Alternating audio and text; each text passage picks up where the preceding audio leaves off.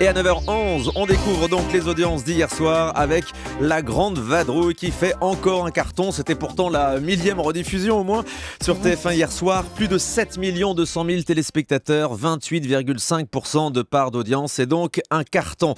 Le film avec Bourvil et Louis de Funès a devancé le dessin animé Madagascar 3 sur France 2 qui a fait un bon score tout de même, 4 millions de téléspectateurs et 14,5% d'audience. On va voir beaucoup de dessins animés, de films pour enfants en cette période de fête à la télévision. Je tiens déjà à vous prévenir. Bah oui, c'est chouette. Hein, c'est ça aussi l'esprit de Noël. On aime bien se mettre au chaud devant la télé pendant ses vacances. C'est donc un bon score pour Madagascar 3, 4 millions. Il y avait ensuite Alvin et les Chipmunks avec ces petits personnages que vous connaissez, Anissa, les Chipmunks. Bien sûr, ça aussi c'est pour les enfants. Ah bah oui, c'est pour les enfants, mais pour les grands aussi. Comment ils parlent les Chipmunks? Vous connaissez? Oui, je connais, mais alors je ne le ferai pas. C'est une catastrophe. Bon, en tout cas, c'était un bon score également pour le deuxième film en deuxième partie de soirée, 1 400 000 téléspectateurs. France 3 programmait la deuxième partie du téléfilm Entre vents et marées avec Muriel Robin.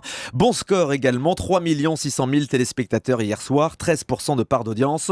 En revanche, une petite déception pour Capital qui n'a pas fait d'étincelle avec ce spécial Las Vegas, en dessous des 10% de part de marché, 2 500 000 téléspectateurs. Anissa. Un coup d'œil, Thomas, sur les audiences de la TNT ? Oui, alors aucune chaîne ne dépasse ce million de téléspectateurs hier soir. C'est France 4 qui arrive en tête avec 900 000 téléspectateurs quasiment pour le film Les 4 Fantastiques. Et puis à noter également l'audience du Grand Bêtisier de Noël sur TMC, 700 000 téléspectateurs. Là aussi, c'est un grand classique de Noël. On va en bouffer du bêtisier pendant ces fêtes.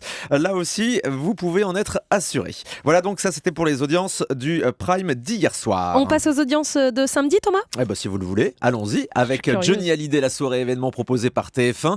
4 200 000 téléspectateurs. On pouvait s'attendre à mieux pour Johnny, qui est quand même grand fédérateur d'audience. C'est 20% de part de marché pour ce spectacle enregistré il y a quelques temps à Nice. En deuxième, c'est France 3. Une fois n'est pas coutume, France 3 arrive deuxième samedi soir avec la première partie du téléfilm avec Muriel Robin dont je vous parlais à l'instant.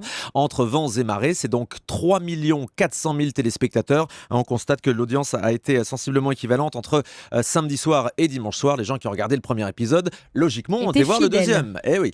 Et puis Roberto Alagna, le grand show sur France 2, c'est un bon score également, 3 200 000 téléspectateurs, 14,5% d'audience pour samedi. On passe aux audiences de vendredi soir.